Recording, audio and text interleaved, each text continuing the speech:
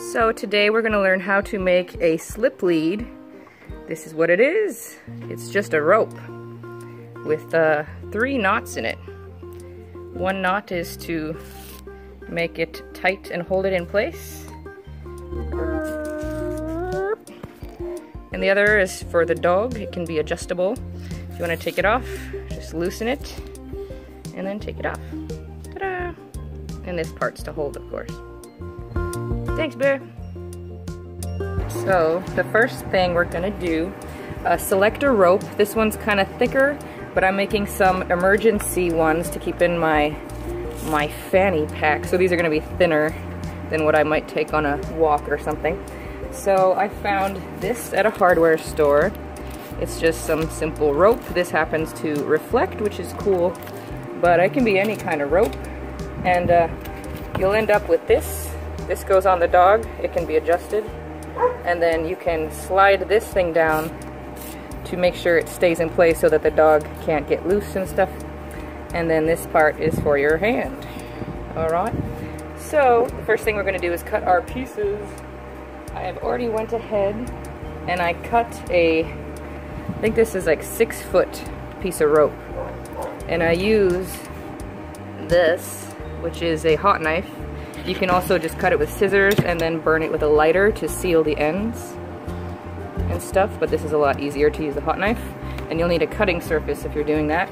And then I have a 10-inch piece that I'm using for the little stopper thing. The first thing is to find an end, and then you want to make a hole that's just big enough for this to go through. So I'm going to double this over like this and just do a regular knot.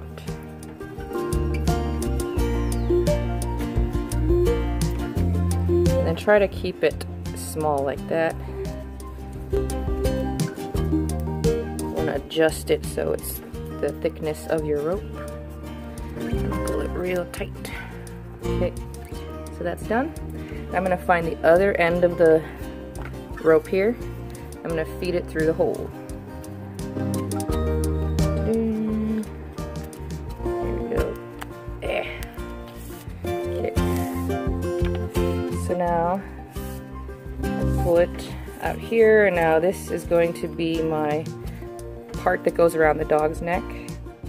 You can go ahead and cut the excess off. Leave a little bit just in case you want some wiggle room. You don't want your knot to come undone, so there's that. Alright. Oopsie. So here's your dog end. Now I need a hand end for me to hold. So I go to the other end and I tie it around like that. Ta-da! And then just make enough room. I think I want like about that for my arm to go in easy. I just tie another knot here around and then through the hole. And then bam. And while you're closing it, you can kind of adjust it if you want it farther down that way or farther up that way, whatever. Ugh, ignore my ugly nails. Okay. They got gross stuff. Okay. So, there's your hand part. Actually, that could be a little tighter and lower. There we go. So, there's the hand part. And then down at the end, the other end of the leash, this is the part for the dog. Now, to prevent this from being loose, like accidentally getting loose and letting my dog go, I'm going to do that piece with the 10-inch piece. Now, this might be longer if you have thicker rope, but for this, what I'm using, it's about 10 inches is good to make a knot. There will be excess, which can be cut off or not, depending what you want to do. So here, I just put this around in the middle part between my hand and the closing part. And then I just tie another regular knot around. I'll try to put them both through. There we go. Okay, so I'm tying this in a knot. Now this part should be tight. You want it to provide resistance to here. So this is a little bit too loose, actually. But tighten it tighter, tighter, tighter until it's hard to move around. So now I have my part for my dog, the part to keep it in place, and that should be really tight. There's some excess on here, and I want to cut that off just for beauteous reasons. hot knife, cut. Okay, so that's shorter now. And then it goes down to where I hold it. And then you're done. So now that you're done, you have your leash, part that you hold, and then this part goes around the dog like that. And I'll show you here. You can make it tight, not too tight, and then slide this guy.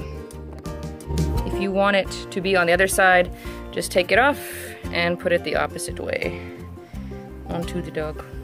Technically you'd want to loosen this, but I'm doing it one-handed. And when you put the leash on, put the leash on the top, right behind the ears there.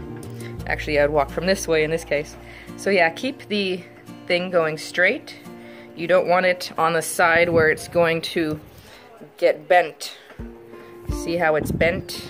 Thing comes this way and then bends. So that's gonna put a lot of strain here, which will break your collar over time, make it wear off easier. So yeah, have it straight and keep it right below the ears, or behind the ears. That's gonna prevent your dog from pulling. If it's all the way down here, that's when dogs start to pull, because this is a very desensitized area. If it's up higher, then they don't pull. And also put it around your own neck and give it a tug so you can be sure of the proper tension. You'd never want to give a real rough tug here because this is too sensitive to do that. So very, very gentle if you're doing corrections. All right. So that's how you make a dog leash if you don't have one. All right. Good night, Bear. Thanks for being a model. Good boy.